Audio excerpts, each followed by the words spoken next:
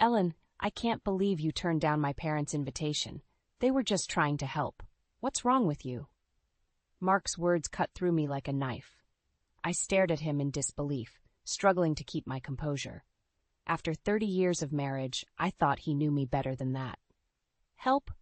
You call your mother's constant meddling and criticism help? I shot back, my voice trembling with frustration. She wants to move in with us permanently, Mark. Don't you see how suffocating that would be? He shook his head, his expression a mixture of exasperation and disappointment. Mom's getting older, Ellen. She needs us.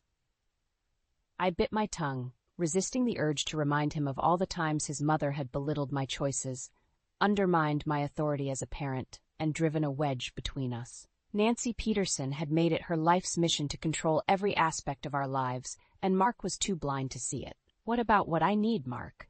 I asked, my voice barely above a whisper. When was the last time you considered my feelings? He opened his mouth to respond, but I held up my hand, cutting him off. I was tired of having the same argument, tired of feeling like an outsider in my own home.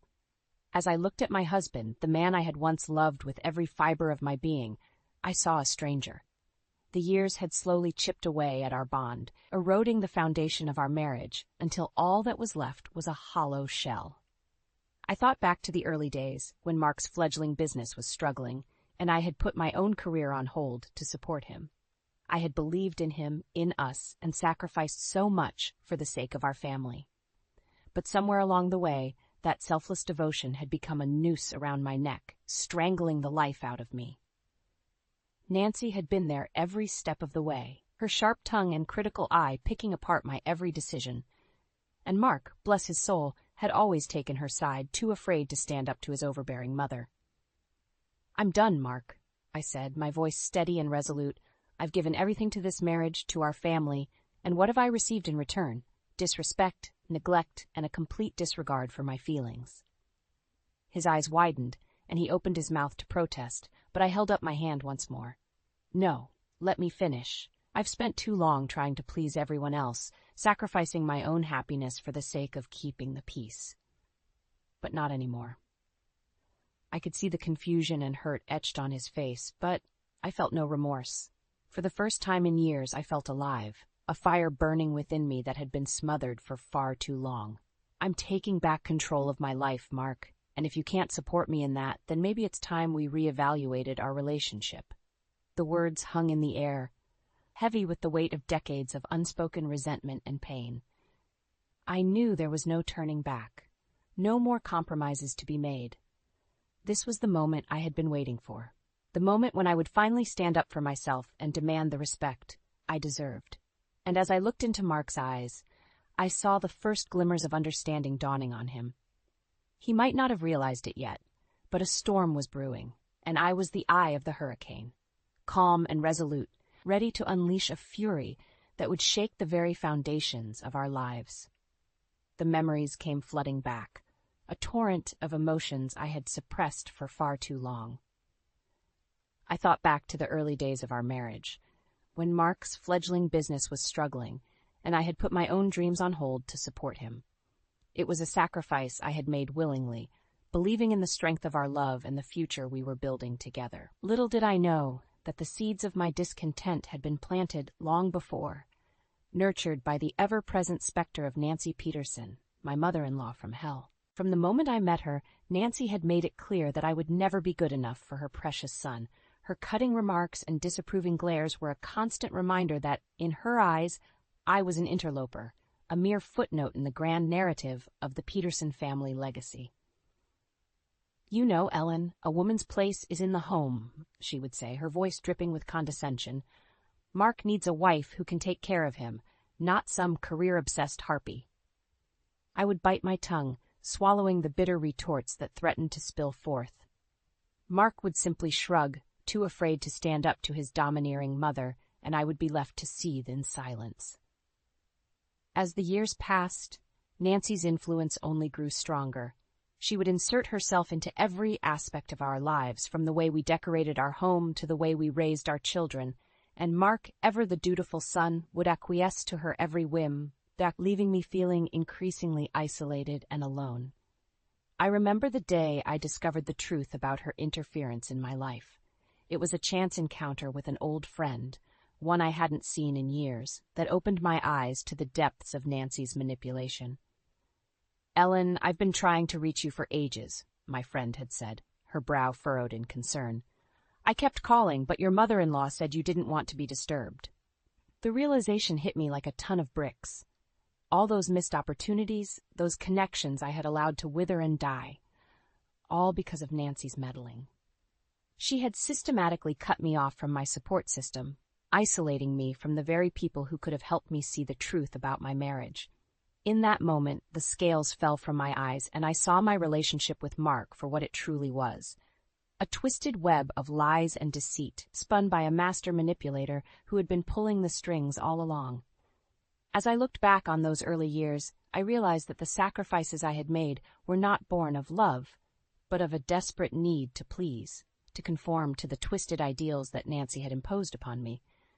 And Mark, my supposed partner in life, had been complicit in it all, content to let his mother dictate the terms of our existence. The anger that had been simmering within me for years began to boil over, a white-hot rage that threatened to consume me. How could I have been so blind, so willing to sacrifice my own happiness for the sake of a man who had never truly seen me as an equal? It was in that moment that I made a vow to myself. No more. No more sacrifices, no more compromises. I would take back control of my life, reclaim the independence that had been stolen from me, and exact a revenge so sweet that even Nancy Peterson would be forced to acknowledge the strength and resilience of the woman she had so callously underestimated. The path ahead would not be easy, but I was ready to shed the shackles of my past and embrace a future of my own making, one where I would never again be beholden to the whims of others. It was time for Ellen Morrison to rise from the ashes and take her rightful place in the world, no matter the cost. The tension in our home was palpable, a thick miasma of resentment and bitterness that hung in the air like a noxious cloud. Mark had become a stranger to me, a mere shadow of the man I had once loved, his every action a testament to the corrosive influence of his mother. It was as if a switch had been flipped, and the once attentive husband I had known had been replaced by a cold, indifferent stranger. He would come home from work, barely acknowledging my presence, and retreat to his study, shutting me out both physically and emotionally. "Mark, we need to talk," I would say, my voice trembling with a mixture of hurt and frustration. He would barely look up from his computer, his brow furrowed in concentration. "Can it wait, Ellen? I'm swamped with work." And so it would go, day after day, week after week, until the distance between us had grown into an unbridgeable chasm. I felt like a ghost in my own home, invisible and unheard, my needs and desires cast aside in favor of his all-consuming work and his mother's relentless demands. It was during one of these interminable silences that the final straw came, a betrayal so profound that it shattered what little remained of my faith in our marriage. "Ellen, you'll never guess what I just heard," my friend Diane said over the phone, her voice laced with concern. "Mark has been telling people that he's planning to sell the vacation home." The words hit me like a physical blow, stealing the breath from my lungs. The vacation home, our little slice of paradise nestled in the mountains, had been a dream we had shared for years. It was a place where we could escape the stresses of daily life, a sanctuary where we could reconnect and rekindle the flames of our love. And now, without so much as a word to me, Mark had decided to sell it, to strip away yet another piece of our shared history. "That can't be true," I stammered, even as my heart sank with the realization that it was. He would never do that without talking to me first. But deep down, I knew better. This was just the latest in a long line of betrayals, a pattern of disrespect and disregard that had become the norm in our marriage. When Mark finally came home that evening, I was waiting for him, my anger simmering just beneath the surface. "Is it true?" I demanded, my voice trembling with barely contained fury. "Are you really planning to sell the vacation home?" He had the decency to look sheepish, at least for a moment, before his expression hardened into a mask of indifference. "It's for the best, Ellen," he said, as if that simple statement could justify his actions. "Mom and Dad need the money, and it's just sitting there gathering dust." I stared at him in disbelief, my hands clenching into fists at my sides. That home is just as much mine as it is yours, Mark. How could you make such a monumental decision without even consulting me? He shrugged, his eyes already drifting back to the stack of papers on his desk. I didn't think you'd mind. It's not like we use it that much anymore. In that moment, something inside me snapped. The years of neglect, the constant prioritization of his family over our own, the utter disregard for my feelings and desires, it all came crashing down around me, a tidal wave of rage and resentment that I could no longer contain. You didn't think I'd mind? I hissed, my voice low and dangerous. You arrogant, selfish bastard. That home was our dream, our future, and you just tossed it aside like it was nothing. Mark's eyes widened, and for the first time in years I saw a flicker of fear cross his face. But I was beyond caring, beyond the point of no return. This is it, Mark, I said, my voice trembling with a mixture of anger and resolve. This is the last straw. I'm done being treated like a second-class citizen in my own marriage.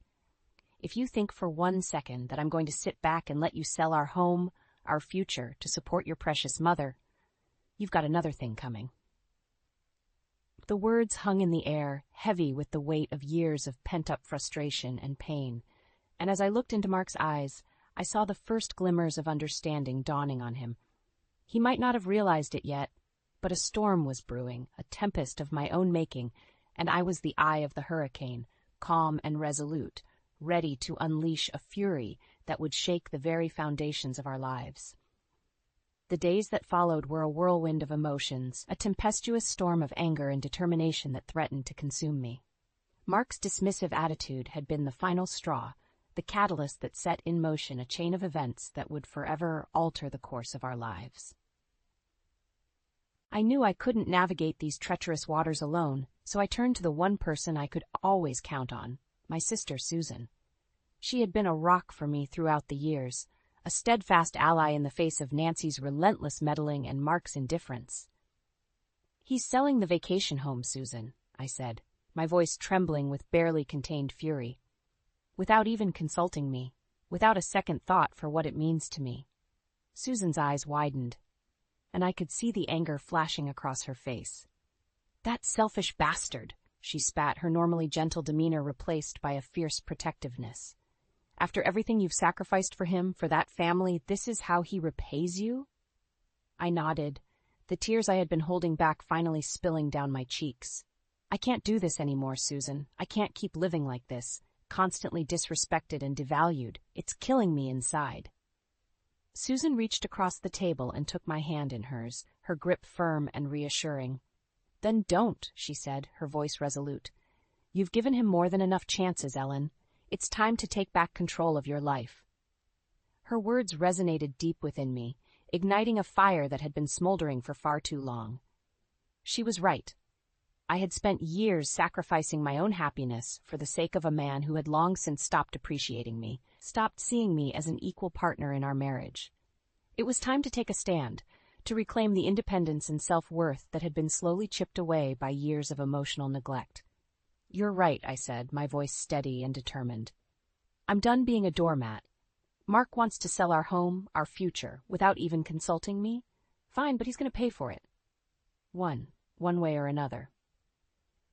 Susan's eyes narrowed, and I could see the wheels turning in her mind. What did you have in mind? A slow smile spread across my face, a sense of calm determination settling over me.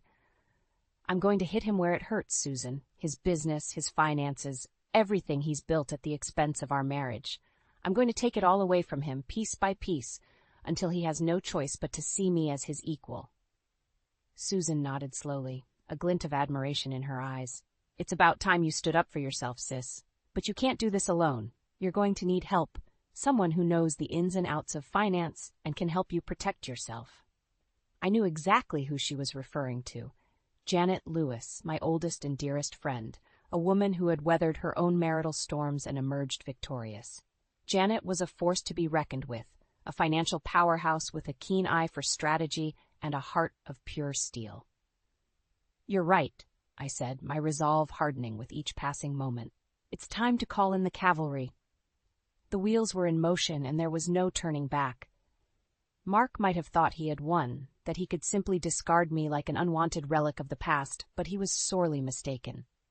I was done being the meek, submissive wife, the one who turned a blind eye to his indiscretions and his mother's manipulations. No, this was a new chapter in my life, a rebirth of sorts, and I was determined to emerge from the ashes stronger, fiercer, and more resilient than ever before. Mark had awoken a sleeping giant, and by the time I was through with him, he would rue the day he ever dared to underestimate the power of a woman scorned. The next few days were a whirlwind of clandestine meetings and hushed conversations, as Susan and I put the wheels in motion for my grand plan of retribution. Janet Lewis, my oldest and dearest friend, was the linchpin that would hold everything together. Janet was a force to be reckoned with, a financial powerhouse who had weathered her own marital storms and emerged victorious. She was the one who had helped me secure my finances years ago, ensuring that a portion of my assets were safely tucked away beyond Mark's reach. "Ellen, you know I've always had your back," Janet said as we sat across from each other in her sleek downtown office. "But are you sure about this? Once you set this plan in motion, there's no going back." I met her gaze, my resolve unwavering. "I've never been more sure of anything in my life, Janet. Mark has taken me for granted for the last time. It's time he learned what it means to truly respect me." Janet nodded slowly, a glint of admiration in her eyes. "All right then, let's get to work." Over the next few days, Janet and I pored over financial statements, legal documents, and business records, meticulously piecing together a comprehensive picture of Mark's empire. It was a tangled web of shell companies, offshore accounts, and questionable dealings, the perfect ammunition for my revenge. As we worked, Janet would regale me with stories of her own marital struggles, tales of a husband who had grown complacent and neglectful, much like Mark. But unlike me, Janet had taken decisive action, leveraging her financial acumen to secure her independence and emerge from the ashes of her failed marriage stronger than ever before. "You know, Ellen, when I was going through my own hell, the one thing that kept me going was the strength of my friendships," she said, her voice tinged with a mixture of sadness and resolve. "My girlfriends were my rock, my support system when everything else was crumbling around me." I nodded, thinking of Susan and the unwavering support she had shown me throughout this ordeal. "I don't know what I'd do without you all," I admitted. "You've given me the courage to stand up for myself, to take back control of my life." Janet reached across the table and squeezed my hand, her eyes shining with a mixture of pride and determination. "That's what we do, Ellen. We women have to stick together, especially in the face of adversity. And trust me, once we're done with Mark, he'll never underestimate the power of a woman scorned again." With Janet's guidance, I began to quietly divert funds, siphoning off a portion of my assets into secure accounts that Mark had no knowledge of. It was a delicate dance, one that required precision and stealth, but with each transfer, I felt a sense of empowerment wash over me. No longer was I the meek, submissive wife, content to let Mark and his mother dictate the terms of my existence. I was taking control, reclaiming the independence that had been stripped away from me over the years, and I was doing it on my own terms. As the pieces of my plan fell into place, I could feel the tension mounting, a palpable sense of anticipation that crackled in the air like static electricity. Mark remained oblivious, going about his daily routine with the same indifference that had become the norm in our marriage. But I knew better. I knew that the calm before the storm was merely a fleeting illusion, and that soon the tempest I had been carefully cultivating would be unleashed, shattering the fragile facade of our lives and leaving Mark to confront the harsh reality of his actions. And when that moment came, I would be ready, standing tall and resolute, a phoenix rising from the ashes of my former self, reborn in the fires of my own determination and resilience. Mark might have thought he had won, but he was about to learn a valuable lesson. Never underestimate the power of a woman who has finally found her voice. The day had finally come when I was forced to confront Mark about his disrespectful behavior. His dismissive attitude and lack of empathy had pushed me to the edge, and I could no longer ignore the pain he had caused. "Mark, we need to have an honest conversation," I said, my voice trembling with barely contained anger. "Your actions have been unacceptable, and you've shown a complete disregard for my feelings." He tried to defend himself, but I wasn't having it. "You've been emotionally abusive and your behavior is inexcusable," I said, holding his gaze firmly. "If you can't even acknowledge the pain you've caused, then you're not truly remorseful." Tears stung my eyes as I recounted the countless times he had dismissed my concerns and belittled my emotions. "I deserved better," I said, my voice breaking. "I deserved to be heard, to be respected, to have my feelings validated." He looked away, unable to meet my gaze, and I knew in that moment that I had been right to stand my ground. His inability to take responsibility for his actions was the ultimate betrayal. I took a deep breath, steeling myself for the confrontation that was to come. "You've left me no choice but take matters into my own hands," I said, my voice laced with determination. "I will not let you continue to disrespect me or dismiss my feelings." With that, I laid out the evidence, the cold, hard facts that proved his disregard for my well-being. I presented the case, the undeniable truth that he had failed to uphold the sanctity of our relationship. He tried to defend himself, to justify his actions, but I remained resolute. I had given him every opportunity to make amends, to acknowledge his wrongdoing, but he had chosen to remain willfully ignorant. As I spoke, I could see the realization dawning in his eyes, the understanding that he had gone too far, that he had pushed me beyond the point of no return. But it was too late for apologies, too late for empty promises. I had given him every chance to make things right, to show the remorse and accountability that was expected of him. But he had failed, and now he would have to face the consequences of his actions. With a heavy heart, I delivered the final blow, the ultimatum that would either break him or force him to confront the truth. I offered him a chance to make amends, to acknowledge his wrongdoing, and commit to a path of redemption.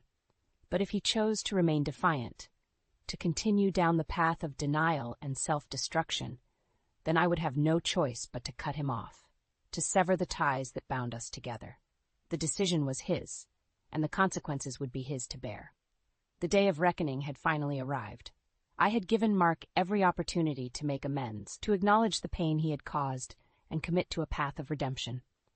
But he had remained steadfast in his denial, unwilling to confront the harsh reality of his actions.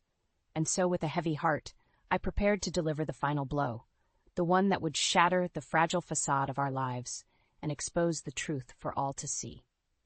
It was Nancy, ever the orchestrator of family gatherings, who had unwittingly provided the perfect stage for my revenge. She had summoned the entire clan to her home, a grand affair to celebrate some meaningless milestone or another. As I stepped through the doors, I could feel the weight of the world on my shoulders, the burden of years of emotional neglect and disrespect. But I was no longer the meek, submissive wife, content to let others dictate the terms of my existence. I was a woman reborn, a phoenix rising from the ashes of my former self, and I was ready to unleash a fury that would shake the very foundations of this family. Mark was there, of course, his eyes narrowing as he caught sight of me. He knew something was amiss, could sense the shift in the air, the crackling tension that heralded the storm to come. "Ellen," he said, his voice a mixture of wariness and condescension, "I didn't think you'd show up." I met his gaze, my eyes burning with a fire that had been stoked for far too long. "Oh, I wouldn't miss this for the world, Mark," I said, my voice dripping with barely contained venom. Nancy, ever the oblivious matriarch, bustled over, her face a mask of forced cheer. "Ellen, dear, so glad you could make it," she simpered, her words laced with the same thinly veiled disdain that had been a constant throughout our relationship. I smiled, a cold, predatory grin that sent a shiver down her spine. "Of course, Nancy," I said, my voice saccharine sweet. "I wouldn't dream of missing the opportunity to share some family news." Mark's eyes widened, and I could see the first flickers of fear dancing across his features. He knew, in that moment, that the game was up, that the carefully constructed facade of our lives was about to come crashing down around us.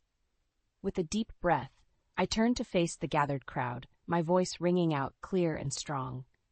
"For years, I have been the victim of emotional abuse and neglect," I began, my words cutting through the stunned silence like a knife. "My husband, Mark, has shown a complete disregard for my feelings, my needs, and my worth as a partner in our marriage." The murmurs began, a ripple of shock and disbelief that quickly grew into a roar of outrage. But I was undeterred, my resolve steeled by years of pain and sacrifice. "But that ends today," I declared, my voice rising above the clamor.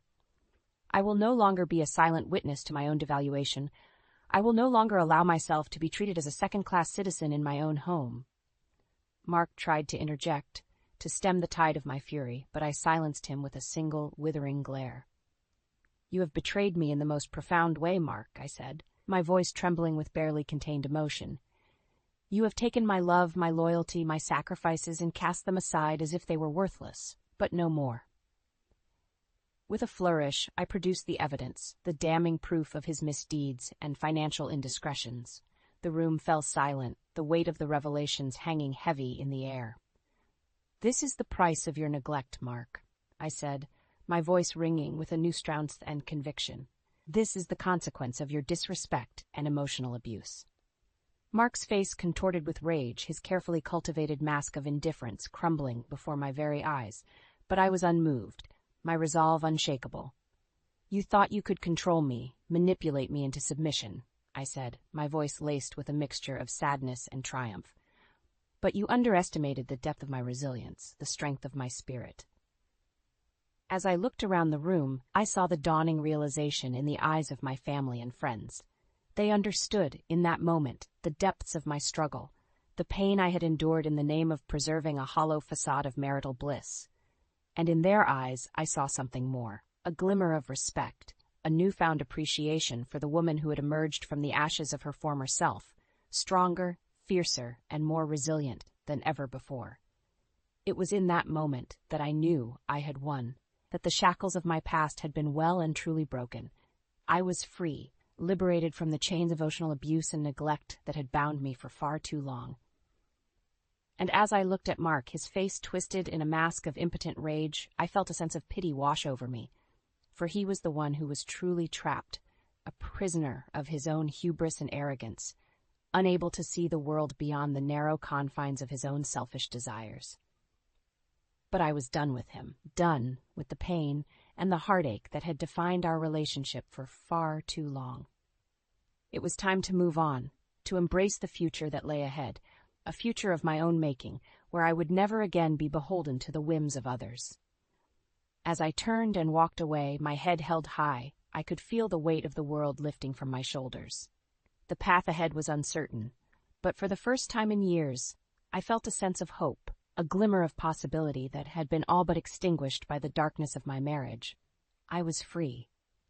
And nothing, not even the ghosts of my past, could ever take that away from me again. The weight of the world had been lifted from my shoulders, and with each step I took away from that fateful family gathering, I felt lighter, freer than I had in years. The shackles of my past had been well and truly broken, and I was finally able to breathe again, to embrace the future that lay ahead with a sense of hope and possibility. As I stepped out into the crisp autumn air, I was greeted by the warm embrace of my sister, Susan. Her eyes shone with a mixture of pride and relief, a silent acknowledgement of the strength and resilience I had displayed in the face of adversity. "You did it, sis," she said, her voice thick with emotion. "You stood up for yourself, and you won." I nodded, a slow smile spreading across my face. "I did, didn't I?" I mused, the weight of my actions finally sinking in. "I took back control of my life, my future." Susan pulled me into a tight hug, her arms a comforting reminder that I was not alone, that I had a support system of strong, fierce women who would always have my back. "I'm so proud of you, Ellen," she whispered. "You've shown us all what it means to be truly resilient, to never give up in the face of adversity." As we parted, I caught sight of Janet, her eyes shining with a mixture of admiration and understanding. She had been there, had walked the same path of emotional liberation that I now found myself on, and her presence was a reminder that the road ahead, while uncertain, was one that could be navigated with the right support system. "You did good, kiddo," she said, her voice laced with a mixture of pride and affection. "You showed that bastard what it means to underestimate the power of a woman scorned." I laughed, a genuine, full-bodied laugh that seemed to release years of pent-up tension and anguish. "I couldn't have done it without you, Janet," I said, reaching out to squeeze her hand. You gave me the tools, the strength, to take back control of my life." Janet waved away my gratitude, her eyes twinkling with a mixture of mischief and resolve. "Don't thank me yet, kiddo," she said. "We've still got work to do, a whole new chapter of your life to write." And with those words, I felt a sense of excitement bubbling up within me, a newfound zest for life that had been all but extinguished by the darkness of my marriage. The future was a blank canvas, waiting to be painted with the vibrant colors of my own making, and I was ready to embrace it with open arms. In the days and weeks that followed, I set about rebuilding my life, piece by piece. I found a cozy little apartment closer to Susan, a sanctuary where I could truly call the shots, where the ghosts of my past could no longer haunt me. I rediscovered old hobbies and passions that had been pushed aside in the name of keeping the peace, and I found myself reconnecting with old friends, forging new bonds, and strengthening the ties that had been strained by years of emotional neglect. It was a rebirth of sorts, a chance to reclaim the parts of myself that had been lost in the whirlwind of my marriage. And with each passing day, I felt myself growing stronger, more confident, more resilient than ever before. Of course, there were moments of doubt, fleeting shadows of insecurity that would creep in and threaten to derail my progress. But in those moments, I would turn to my support system, my sisterhood of fierce, unapologetic women who had walked the same path and emerged victorious. And in their eyes, I would see a reflection of my own strength, a reminder that I was not alone, that I had the power to shape my own destiny and forge a future that was truly my own. As I looked ahead, I couldn't help but feel a sense of excitement and possibility. The road ahead was uncertain, but for the first time in years, I felt truly alive, truly free to embrace the world on my own terms. And who knows, maybe, someday, I would find the courage to open my heart to the possibility of companionship once again. But this time, it would be on my terms, with a partner who saw me as an equal, who respected and valued the strength and resilience that had carried me through the darkest of times. For now, though, I was content to simply revel in my newfound independence, to bask in the warmth of my own self-worth, and the knowledge that I had emerged from the ashes of my past, a stronger, fiercer, and more resilient woman than ever before. The future was mine to shape, and I intended to make the most of every single moment.